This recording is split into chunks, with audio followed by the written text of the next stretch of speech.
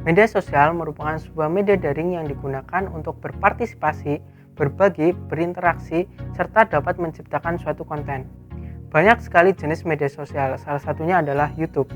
Berdasarkan survei dari We Are Social per bulan Januari tahun 2021, tercatat bahwa pengguna Indonesia yang menggunakan platform YouTube sebanyak 93,8%, disusul oleh WhatsApp dan Instagram. Bermuncullah pekerjaan-pekerjaan baru seperti YouTuber. Bahkan siaran televisi pun bermigrasi rame-rame ke YouTube.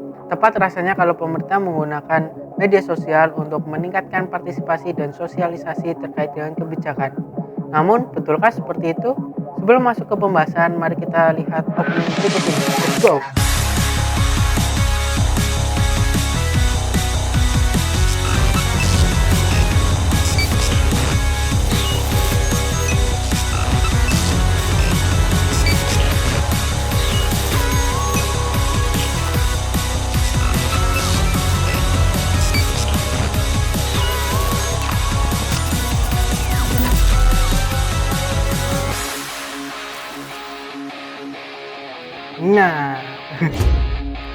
Nah, kali ini kita akan membahas tentang media sosial untuk instansi pemerintah.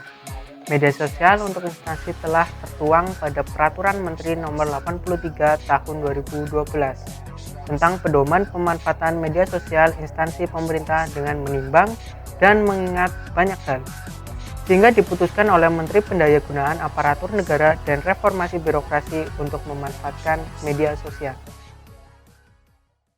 Salah satu tugas humas pemerintah adalah menyebarluaskan informasi dan kebijakan pemerintah sesuai dengan institusi atau lembaganya, menampung dan mengolah aspirasi masyarakat, serta membangun kepercayaan publik guna menjaga citra dan reputasi pemerintah. Melihat keefektifan media sosial dalam menyebarkan informasi, maka pemerintah mau tidak mau itu harus memaksimalkan media sosial tersebut. Adapun asas-asas yang dipegang oleh pemerintah dalam memanfaatkan media sosial antara lain faktual, dapat diakses dan diketahui oleh siapa saja, kapan saja, dan di mana saja. Participation dan engagement. Jumlah pengguna media sosial meningkat dari seluruh pengguna internet di Indonesia, khususnya pada platform YouTube. Institusi di bawah Presiden yaitu Kesekretariatan Presiden telah membuat channel YouTube untuk menjalankan tugasnya di bidang protokol, pers, dan media. Berdasarkan keputusan Presiden Republik Indonesia Nomor 68 Tahun 2000 tentang Sekretariat Presiden, pada pasal 6, salah satu tugas pokok dan fungsinya ialah penyelenggaraan komunikasi Presiden dengan warga masyarakat. Data dan informasi melalui media sosial harus dapat bermanfaat dalam menyebarkan informasi kebijakan oleh pemerintah, membangun peran aparatur negara, mensosialisasikan strategi dan tujuan pembangunan, membangun interaksi, meningkatkan kesadaran dan peran serta masyarakat, menggali aspirasi, opini, dan masukan masyarakat menjadi poin penting dalam membangun media sosial di instansi. Adapun prinsip-prinsip media sosial bagi instansi antara lain kredibel, integritas, profesional, responsif, terintegrasi, dan keterwakilan. Diatur juga mengenai etika dalam pedoman pemanfaatan media sosial ini. Yang pertama ada menjunjung tinggi kehormatan instansi, memiliki keahlian, kompetensi, objektivitas, kejujuran, dan integritas, menjaga rahasia, menegakkan etika yang berlaku, menghormati kode etik pegawai, menyampaikan dan menerima informasi publik yang benar, tepat, dan akurat, menghargai, menghormati, dan membina solidaritas serta nama baik instansi dan perorangan, melaksanakan keterbukaan informasi publik sesuai dengan peraturan perundang-undangan yang berlaku. Oke, coba kita menelaah dari salah satu channel pemerintah yaitu Sekretariat Presiden. Mari kita bahas dengan metode POS, People, Objective, Strategi, dan Teknik. Kita coba hubungkan dengan salah satu kontennya yaitu informasi dan sosialisasi terkait penetapan kebijakan PPKM darurat per tanggal 1 Juli tahun 2021. Secara terperinci bagaimana pengaturan PPKM darurat ini, saya sudah meminta Menteri Koordinator Marinvest untuk menerangkan sejelas-jelasnya. Khalayak atau people adalah penetapan sasaran komunikasi masyarakat. Melihat dari video tersebut, penetapan sasaran komunikasi masyarakat yang ditetapkan ialah Jawa dan Bali. Sasaran atau objektif adalah penentuan sasaran yang didasarkan pada kebutuhan masyarakat. Melihat kasus COVID-19 di Jawa Bali meningkat, maka pemerintah perlu ada kebijakan yang cepat dan sosialisasi yang secara cepat juga.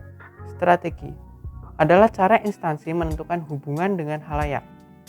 Channel YouTube Sekretariat Presiden melakukan press release dengan membuat video yang menerangkan penetapan PPKM darurat oleh Presiden secara langsung.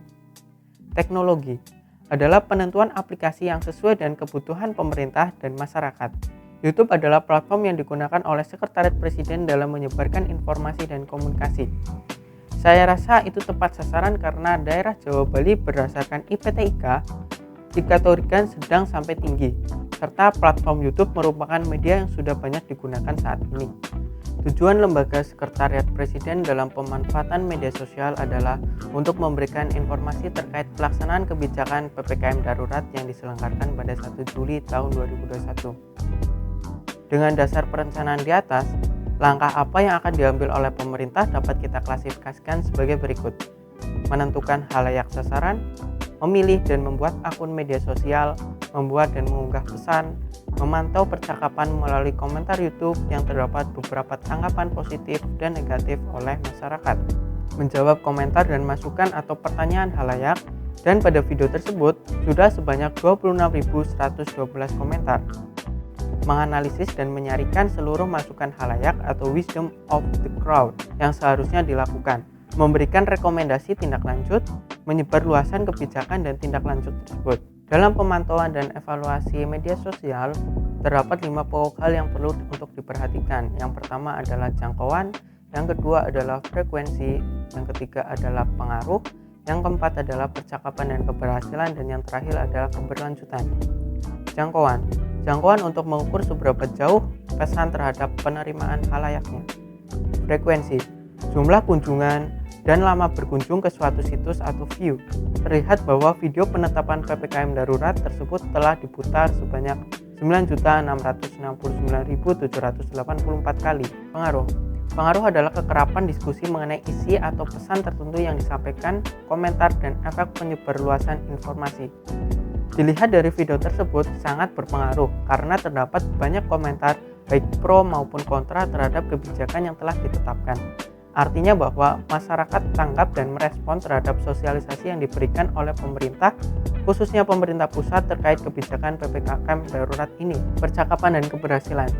Jumlah pesan yang diklik khalayak, jumlah pesan yang diunduh khalayak, dan jumlah pesan yang diadopsi atau program yang kemudian diterima dan didukung oleh khalayak. Keberlanjutan. Tolak ukur keberlanjutan komunitas adalah loyalitas. Terlihat bahwa subscriber Sekretariat Presiden sebanyak 1,64 juta yang setia untuk stay dan menerima informasi dari channel tersebut. Banyak cara untuk menganalisis dan memantau percakapan. Bisa terlihat pada gambar berikut ini.